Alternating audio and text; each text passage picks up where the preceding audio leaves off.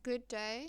This is our JST 320 platform assignment. We are group 13 and this is our introduction activity, which will be done on Ed puzzles.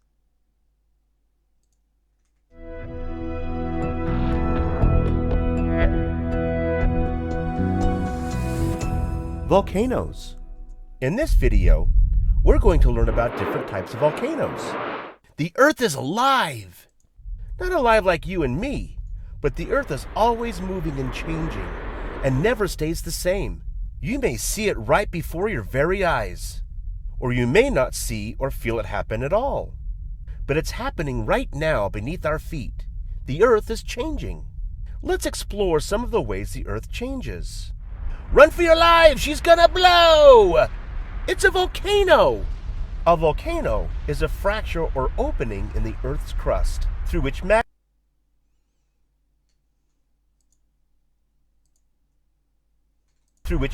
escapes. Deep in the bowels of the Earth,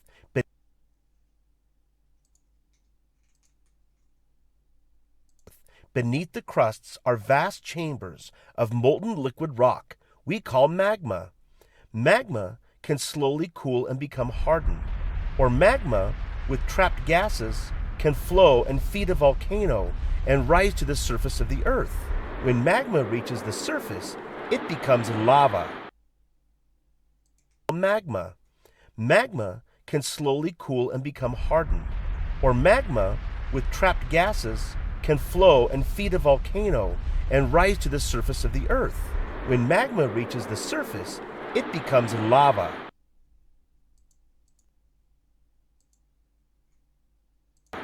A volcano may be active, or a volcano may be dormant, which means that it's only sleeping and may someday erupt.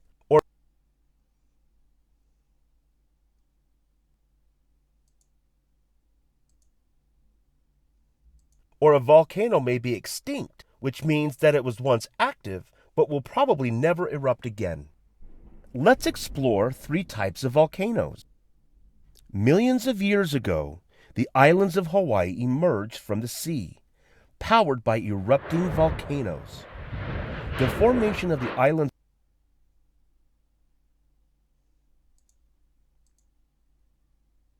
islands of Hawaii are examples of shield volcanoes.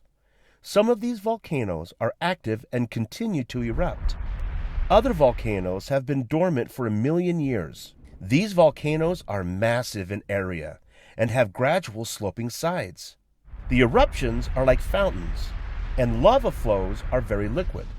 The Lohi Volcano, south of the Big Island of Hawaii, is one actively erupting volcano under the sea. Lohi is a seamount rising 10,000 feet from the floor of the Pacific Ocean, and as it continues to erupt molten lava,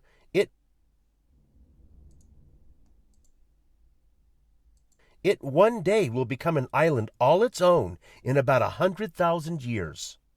Shield volcanoes are not as explosive as cinder cone volcanoes.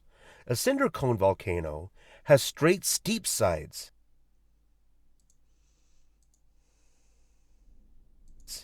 In 1943, Senor Pulido was working in his cornfield near the village of Paricotin, Mexico. Pulido tells the story that as he and his family were working in the field, that the earth began to tremble and shake, and right before his very eyes, the ground swelled to over 6 feet.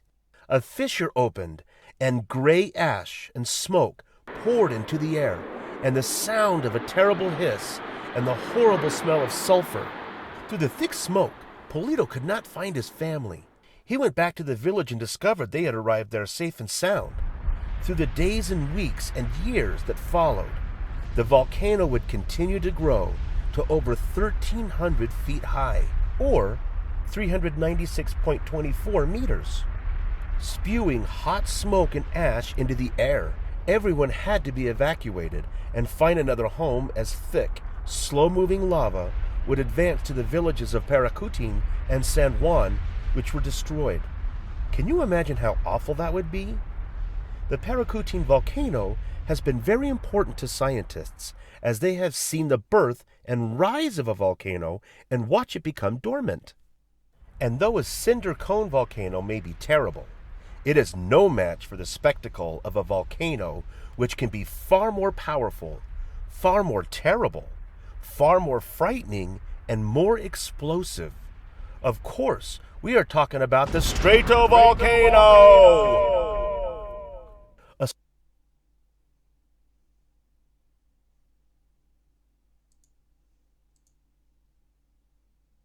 A stratovolcano is characterized by gentle lower slopes, gradually increasing to steep upper slopes. They are constructed of layers of hardened lava and volcanic ash and pumice. Stratovolcanoes are known to have violent eruptions, expelling fiery lava fragments through the air like bombs. Toxic gases fill the air, and massive plumes of ash clouds carry vast distances, making aviation travel impossible. These volcanoes are dangerous and deadly, and though lava from these volcanoes flows slowly, it covers and burns and destroys everything in its path. In the Cascade Mountain Range of southwest Washington state, there rises many beautiful snow-covered peaks. Some of them are volcanoes. One of these volcanic mounts is known as Mount St. Helens. It was no secret that Mount St. Helens had been an active volcano for hundreds, maybe thousands of years, and volcanologists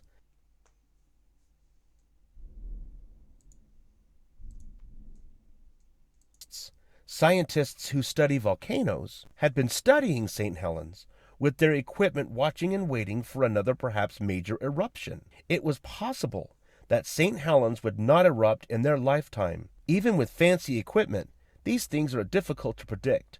Then came the spring of 1980. For months, tremors and earthquakes shook the ground. On the north face of Mount St. Helens, a bulge began to form. Volcanologist David A. Johnston was watching and measuring the growth of the bulge with his lasers. On May 18, 1980, David called out over the radio, "This is it! This is it!" The caldera blew with supersonic fury.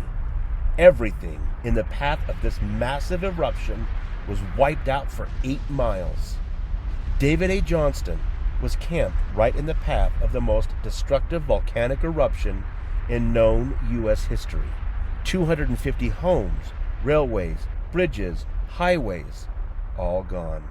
Could Mount St. Helens erupt again? Will you wait and see?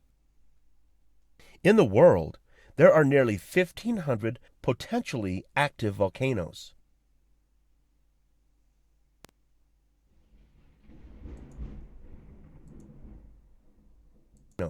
169 are in the United States. Is there one near you? Many volcanoes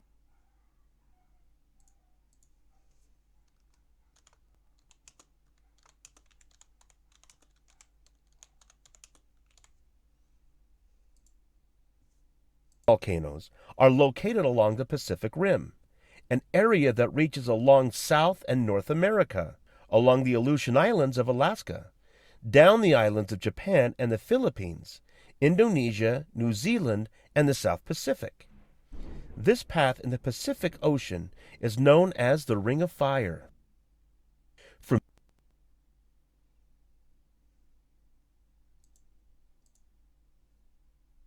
For millions of years, our Earth has been alive with erupting volcanoes.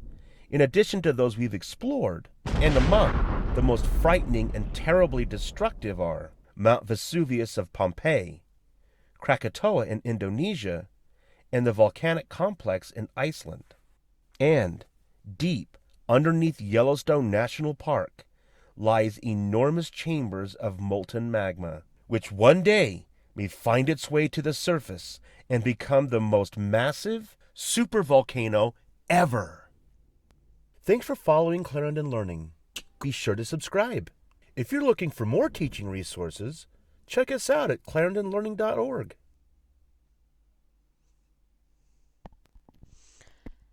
And that is our activity for the platforms assignment. This is our introduction activity. Thank you.